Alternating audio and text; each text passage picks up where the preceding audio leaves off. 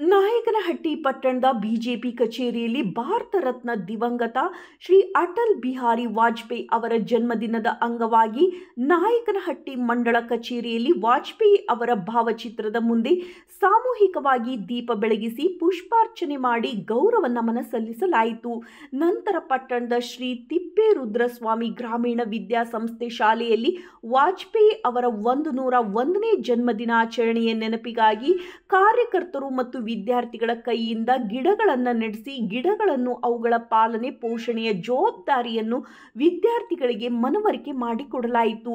ಈ ಸಂದರ್ಭದಲ್ಲಿ ಮಂಡಳ ಅಧ್ಯಕ್ಷ ಚನ್ನಗಾನಹಳ್ಳಿ ಮಲ್ಲೇಶ್, ನಿಕಟಪೂರ್ವ ಅಧ್ಯಕ್ಷ MYT ಸ್ವಾಮಿ, ಜಿಲ್ಲಾ ST ಮೋರ್ಚಾ ಅಧ್ಯಕ್ಷ P Shivanna, N Mahantanna, SC Morcha ಅಧ್ಯಕ್ಷ B ಶಂಕರ್ ಸ್ವಾಮಿ ಸೇರಿದಂತೆ ಎಲ್ಲಾ ಮೋರ್ಚಾಗಳ ಅಧ್ಯಕ್ಷರು, ಉಪಾಧ್ಯಕ್ಷರು, ಪ್ರಧಾನ ಕಾರ್ಯದರ್ಶಿಗಳು, ಕಾರ್ಯಕರ್ತರು ಉಪಸ್ಥಿತರಿದ್ದರು.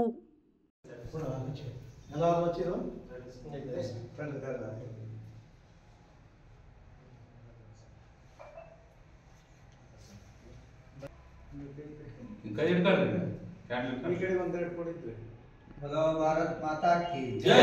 बोलो भारत